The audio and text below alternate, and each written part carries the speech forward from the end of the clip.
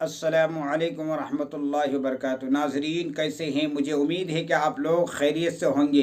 अल्लाह तबारक व तआला आप लोगों को ऐसा ही हमेशा खुश रखें।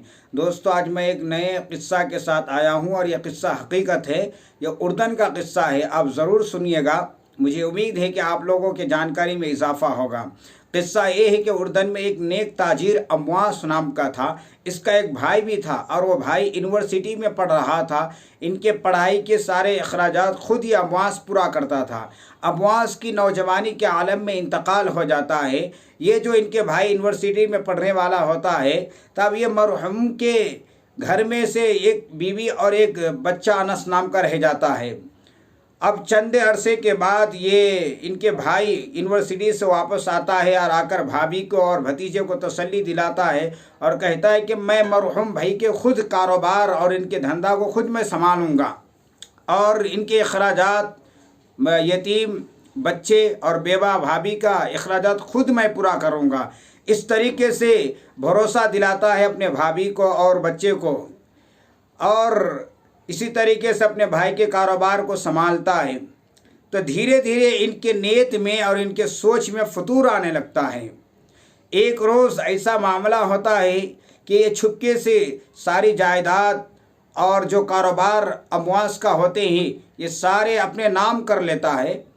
अपने नाम करने के बाद ये रात ही रात इसको फ़रोख्त करके बेचकर अमेरिका भाग जाता है। अब इधर यतीम बच्चा अनस और इनकी भाभी बेवा रह गई। अब ये गुर्बती के आलम में इनकी ज़िंदगी गुज़र रहे हैं और ये कमबख्त अम्वास के भाई ये सारी दौलतें बेचकर अमेरिका चले गए और अमेरिका जाने के बाद इन्होंने वहाँ गाड़ी का कारोबार शुरू किया और कुछ ही अरसे में इनके कारोबार का डंगा सारे अमेरिका में बजने लगा और 15 साल के बाद ये अरबपति बन चुका था और वहाँ एक अमेरिकन लड़की से शादी भी हुई इनकी। फिर उन्होंने सोचा, दिल में ख्याल किया कि अब मुझे अपने गांव उर्दन आना चाहिए। ये कमबख्त नौजवान अपने गांव भी आया। उर्दन आकर इन्होंने वहाँ ज़मीन खरीदी और अच्छी खासी इमारत और बिल्डिंगें बनाई। बनाने के बाद यहाँ फिर गाड़ी का शोरूम खोला और गाड़ी का कारोबार शुरू किया उर्दन में आकर, और यहाँ भी देखते ही देखते इनके कारोबार का डंगा सारे उर्दन में बजने लगा।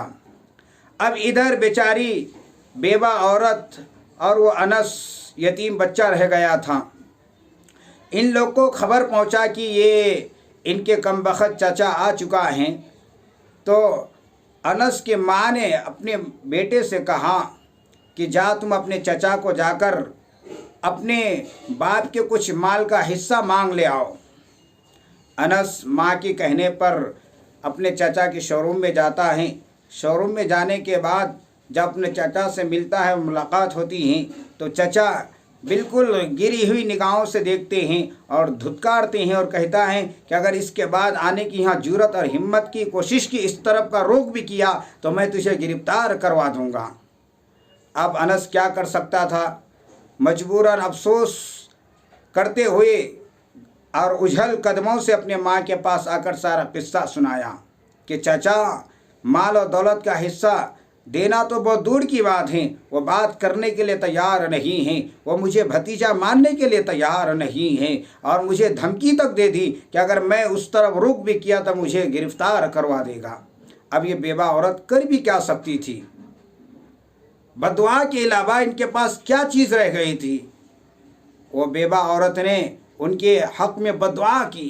यानी इतना कमबख्त था वो कि इनकी सारी माल और प्रॉपर्टी को लूटकर उन्होंने खुद अपनी कारोबार को शुरू किया और उनके करोड़पति और अरबपति बन चुका था। अब ये बेवा की बददुआ और यतीम का बददुआ उसको लग चुका था। अब सुनिए हुआ क्या। ये नौजवान शख्स, कमबख्त शख्स ने अब सोचा कि अब मुझे उर्दन में तो मेरा कारोबार का डंगा बजने लगा है, अब मुझे ये कारोबार यहीं करना है और मुझे अमेरिका नहीं जाना है। अब अमेरिकन बीवी अमेरिका में थी वो, और उसके साथ 2 बच्चे भी थे। अब इस शख्स ने इरादा किया और सोचा कि अब मुझे बच्चे और बीवी को यहाँ मंगाना चाहिए उर्दन। वहाँ से उनकी बीवी और बच्चे एयरलाइन से उर्दन आया और ये शख्स एयरपोर्ट लाने के लिए एयर कंडीशन गाड़ी लेकर एयरपोर्ट आया, नई गाड़ी लेकर, और ऐसी इमारत भी ये तैयार किया था कि जन्नत नमा इमारत बनाई थी इन्होंने। जैसा ही एयरपोर्ट लेने के लिए आए तो बीवी को और बच्चे को बैठाया और गाड़ी से जैसा ही रोड पर आया और आने के बाद जैसा ही अपने महल की तरफ रवाना होने के लिए शुरू हुए तो इसी दौरान एक बड़ी ट्रक आती है और आने के बाद वहीं कुचल डालता है और वहीं जगह पर उस कमबख्त बिजनेसमैन का बीबी और बच्चे और ख़ुद ही जहाँ बाहक हो जाते हैं, मर चुका होता है। तो रब्बे करीम का इसमें करिश्मा देखिए कि जब यतीम का माल खाते हैं, बेवा का माल खाते हैं, अगरचे रब्बे करीम अपने यतीम और मज़लूम के माल को लौटाने में चाहे ताख़ीर हो जाए, मगर माल को जब लौटाया तो कितने गुना बढ़ाकर माल को लौटाया। और जब रब्बे करीम ने मज़लूम की बदवा को सुनते हैं, और ये नबी करीम सल्लल्लाहु अलैहि वसल्लम का भी इरशाद है कि जब मज़लूम की दुआएं रब सुनता है और जालिम को ढील देता है, मगर जब पकड़ता है तो फिर उसको इबरत का निशाना बना देता है। तो इससे हमें क्या सबक मिलता है कि हमें हराम खोरी से बचना है, हमें यतीम का माल खाने से बचना है। नबी करीम सल्लल्लाहु अलैहि वसल्लम का इरशाद है कि माल हराम से पलने वाला जिस्म का हकदार ज़्यादा जहन्नम है।